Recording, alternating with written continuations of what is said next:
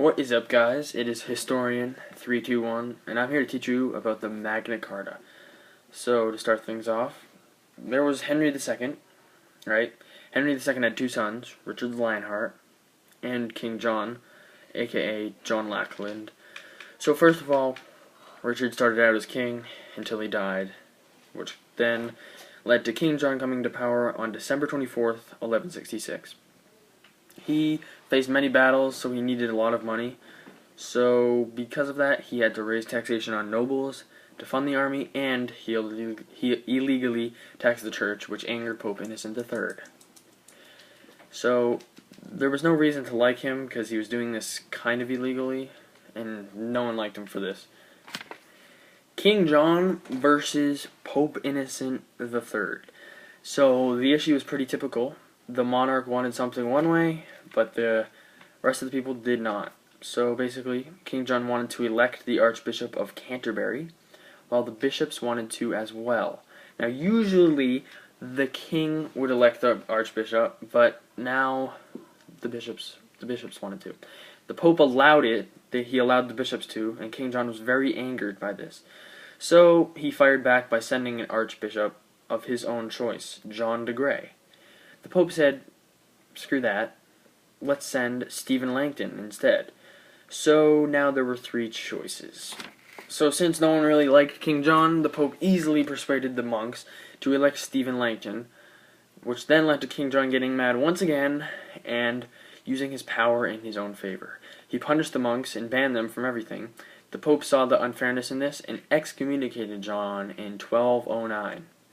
He placed an interdict on England, which is where John was from, and the people did not want to go to hell because of this. The people of England would go to hell because they weren't able to worship religiously because of John's actions, which resulted in the interdiction on England, and John was excommunicated. So basically, everyone was going to hell from England. So they really urged John to just suck it up and accept Stephen Langton as their choice. John finally allowed Stephen Langton just so he got on the Pope's good side, but he wasn't just going to be on the Pope's good side after that. He had to pay Pope Innocent taxes yearly to stay on his good side, and on top of that, he had to get more money for use of army, illegally of course, and he taxed churches for use of kingdom land. So again, no one was really liking him. I don't know how he thought that was going to work, because he was already hated. He just got back, and now he's doing even worse things. What is wrong with John?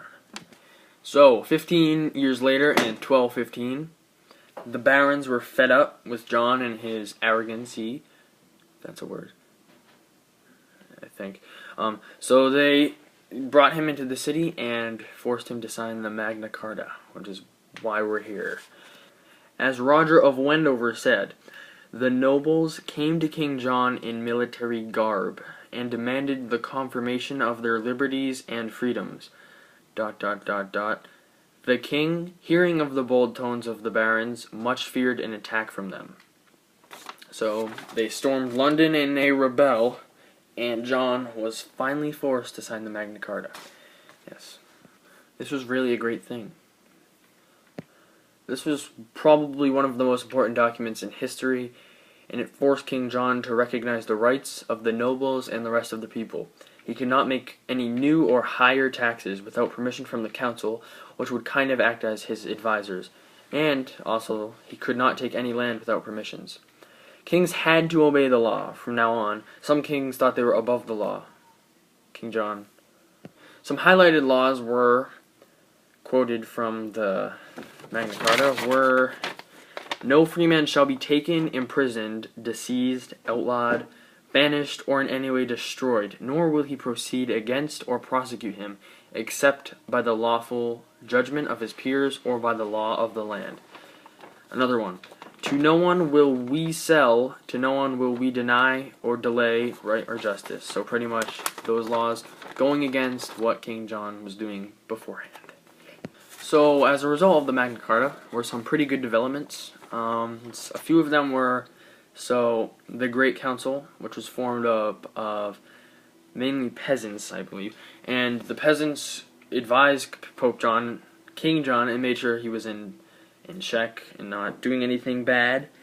And also the common law, which was the law that everyone had to obey, no matter how high in power they ranked. King John could not. He had to follow this law. So the man behind the Great Council his name was Simon de Montfort. He was a powerful lord, and he wanted to build middle class support, not just hire people, monarchs. He wanted more people to have power and say in the government. So he thought that the middle class and nobles should combine against the king. So he formed the Great Council.